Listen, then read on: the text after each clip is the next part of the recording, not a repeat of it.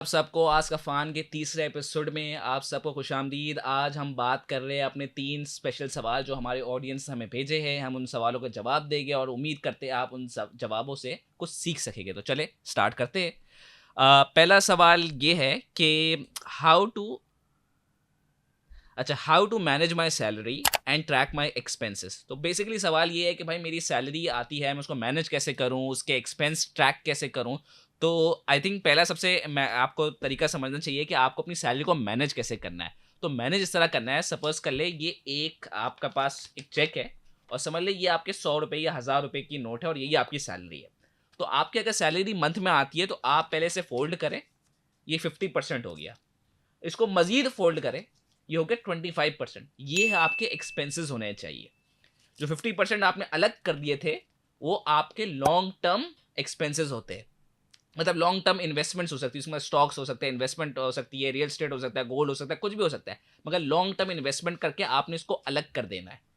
बचे 25%, उस 25% को आपको इमरजेंसी फंड में डालना है कि यार कभी भी घर में कोई इमरजेंसी आ जाती है, कोई भी आपकी इमरजेंसी हो सकती है, गाड़ी ठुक गई, बाइक टूट गई, जो भी हो सकता है, मेडिकल इमरजेंसी हो जाए, वो आपके 25% आपको इमरजेंसी में काम आ जाएंगे। और जो बाकी जो 25% बचे हैं वही आपके एक्सपेंसेस हो गए और उसी एक्सपेंसेस पर आपको खर्च चलाना पड़ेगा। और यही सबसे मुश्किल बात होगी। मगर अगर आप मैं आमतौर पे हिसाब किताब की ऐप यूज़ करता हूँ, उसके अंदर बेसिकली आप अपने एक्सपेंसेस देख सकते हैं, ट्रैक कर सकते हैं कहाँ आपने कैसे पैसे खर्च करे और हर महीने आप उसको कैसे बेहतर करा सकते हैं। तो हिसाब किताब एक अच्छी ऐप है जहाँ आप यूज़ करके उसको बेहतर कर सकते हैं। बाकी आपकी मर्जी है, आप मैनुअली भी मैनेज कर सकते हो। तो चले दूसरे सवाल पे चलते हैं। अच्छा ये दूसरा सवाल है, ये साहब पूछ रहे हैं कि how do I negotiate a better salary. तो ये बड़ा कॉमन सवाल है, आमतौर पे एम्प्लॉइज़ में से पूछते हैं कि यार अच्छा मैंने कभी जॉब की नहीं है तो मैं एज़ एन एम्प्लॉयी तो नहीं बताऊँगा, मगर मैं आपको एज़ एन एम्प्लॉयर बता दूँ क्योंकि मैं हमेशा एक एम्प्लॉयर की ज़िंदगी गुज़ारी है। तो और इसमें ना हमेशा मैं जब भी मेरे पास कोई आता है एम्प्लॉयी, वो बोलता है कि यार मेरी सैलरी बढ़ा दो यार सर, मेरी सैलरी इंक्रीमेंट कर दो। तो मुझे ना थोड़ा नेगेटिव फीलिंग आती है, यार इधर हालात ऐसे चल रहे हैं और तू मुझे सैलरी बढ़ाने की बात कर रहा है।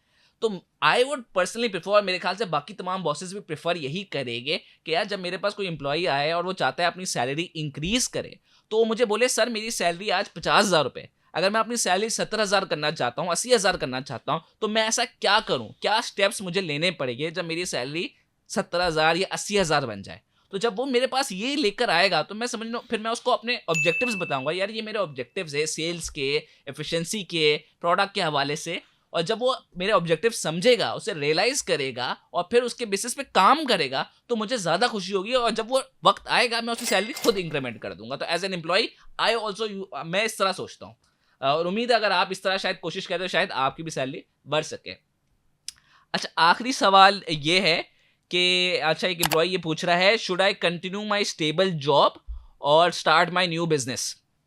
अच्छा, मैं आपको हमेशा एडवाइस दूँगा कि बिज़नेस हमेशा करना चाहिए, मगर अगर आप जॉब करते हैं और आप पे ज़िम्मेदारियाँ हैं, आपका घर का खर्चा उससे चलता है, तो आप जॉब मत छोड़ें। अभी साइड में आप बिज़नेस करते रहें, जब तक आप अपने बिज़नेस से उतनी इनकम नहीं कमा सके, जितनी आप अपनी जॉब से कमाते हैं, जब तक आप अपनी जॉब को मत छोड़ें। आप साइड में बिज़नेस करते रहें, जब आपकी इनकम इतनी हो जाए जितनी आप जॉब में कमाते, फिर आप वो जॉब छोड़ सकते हैं और फिर फुल टाइम बिज़नेस को दे सकते हैं। तो ये अगर स्टेप फ़ॉलो करेंगे तो शायद आपको उसमें कामयाबी हासिल हो सकी। तो उम्मीद है आपको ये सवाल और उसके जवाब आप पसंद आए। मिलते हैं अगले एपिसोड में। अल्लाह हाफ़िज़।